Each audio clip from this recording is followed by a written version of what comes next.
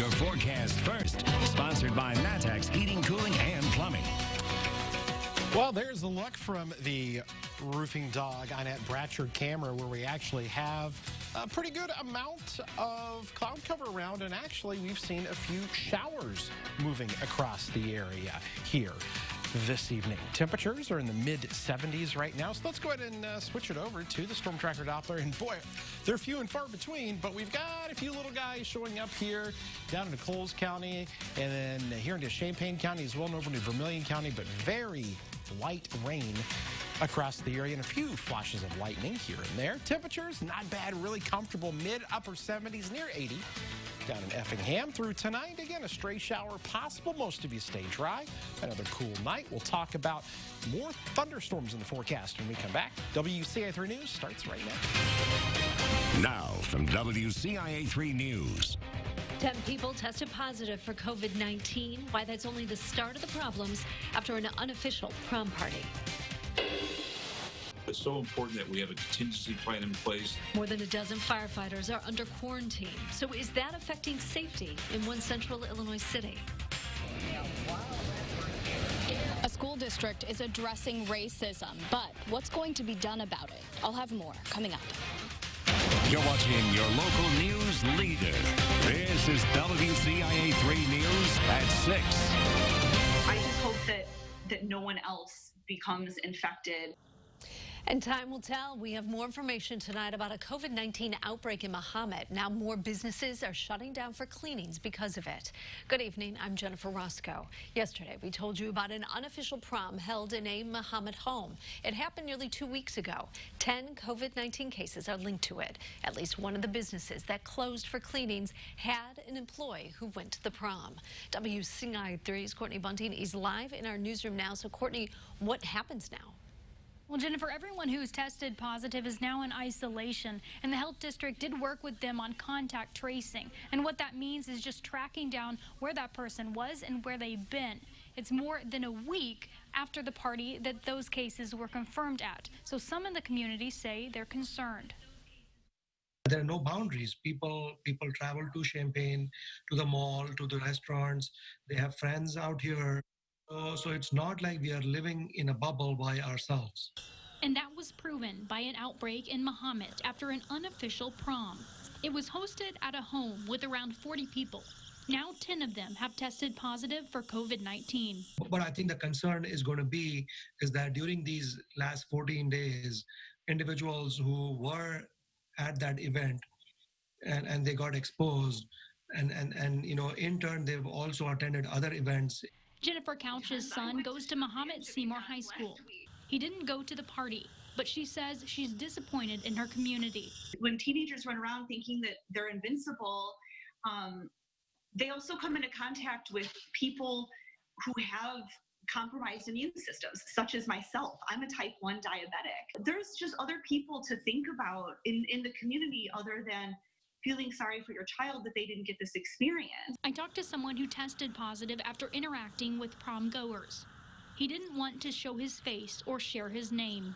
Yeah, I think it was pretty ignorant to have a party like that in the first place, because like now it's putting a ton of people at risk. It's like a domino effect. It's everyone now. Several businesses in Mahomet have closed for cleanings because of the outbreak. At least one of them was because of an employee who tested positive for COVID-19 after going to the unofficial prom. Health officials say they hope these and other efforts will be enough. We are hoping that it is not going to start multiplying. I talked to several people who told me about the family who hosted that unofficial prom. I called the family, contacted them on Facebook, and also went to their home, but I didn't get an answer.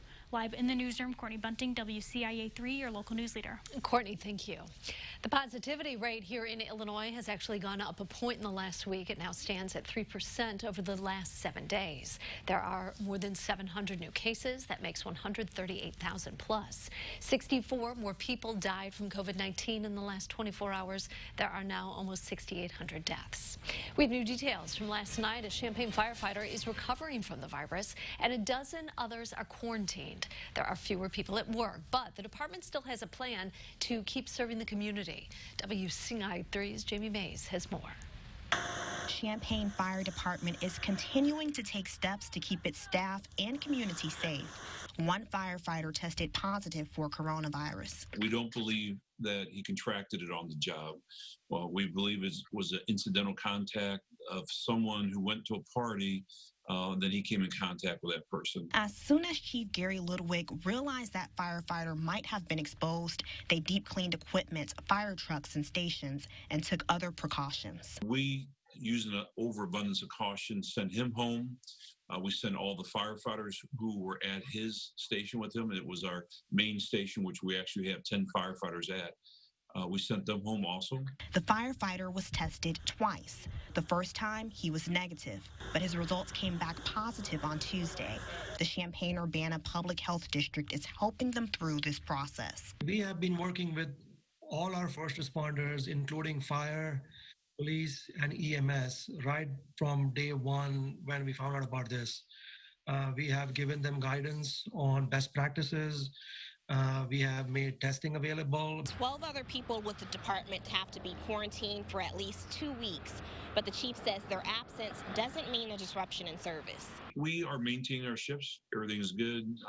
Obviously, we are pulling in some firefighters to work overtime. They're also developing a contingency plan. Just in case they have another person who is exposed, they can continue to serve. When the bell hits, we are answering that call. In Champaign, Jamie Mays, WCIA 3, your local news leader. There are plans to test the other personnel who are quarantined. The department hasn't gotten any other results yet. Governor Pritzker is facing another lawsuit. Gyms, salons, a state lawmaker, and political parties have all sued him over the stay-at-home order. This time, a pro-life group says it's ready for its day in court. The pro-life organization says the order violates their freedom to assemble. The group says early on they strictly followed the order by canceling rallies, training events, and panels. But after seeing the governor protest, that led them to ask permission to gather without fear of being punished. The motion will be heard in federal court Monday morning. And here's some new information. The Macon County Coroner's jury ruled 2 deaths in Decatur as homicides. One of those was 2-month-old Frankie Martin. An autopsy showed he died in February after his mother, Jennifer Bishop, accidentally smothered him while they were sleeping in the same bed.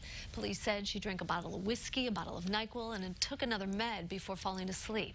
The second death ruled a homicide was 60-year-old Irma Graves. She was killed after a crash in April. Police say the driver was under the influence of marijuana. That driver, Dylan Bunch, pleaded not guilty to charges of reckless homicide, aggravated DUI causing a death, and aggravated reckless driving. One person is dead after an accident in Iroquois County. It happened last night on County Road 1400 North, just west of Woodland. The sheriff's office says 39-year-old Marlon Hughes of Danville left the road and hit a tree. Parents and teachers in Champaign are calling for stronger policies against racism within the school district. Tonight, the school board held a special meeting to pass a resolution declaring racism as a public health crisis. WCIA 3's Jennifer Jensen is live now. And so, Jennifer, tell us what came out of that meeting. Jennifer, the meeting started about an hour and a half ago, and it started with several parents, multiple of them, and students as well, speaking up to the school board, encouraging them and pushing them to implement and better implement racial justice practices within the schools. This resolution outlines that racism is a public health crisis that negatively impacts the students, families, community, and staff. It's intended to affirm the district's commitment to establishing, supporting, and sustaining a culture of anti-racism within the schools. Now, that spearheaded this resolution intended to make more of an effort to change the systemic racism and inequity among black students. We are fighting for our black students and our black families to get the education that they deserve and to feel like school is a place where they can come and thrive and not have systems that work against them.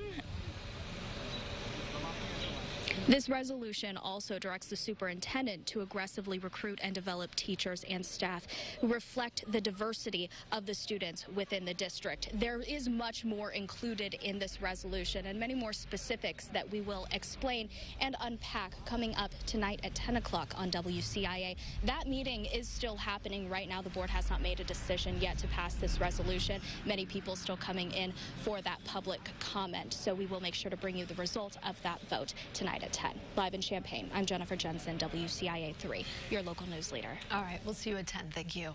We're about a week away from the 4th of July. Which county is going ahead with their freedom celebration? And also tonight.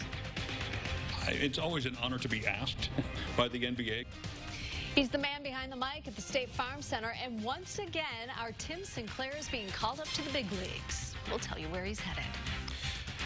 And take a look outside. You can actually see the rain bands, if you look closely here, as showers are just to the east of Champaign. And that's where we're looking on the Roofing Dog INET Bratcher weather camera. A little bit of rain.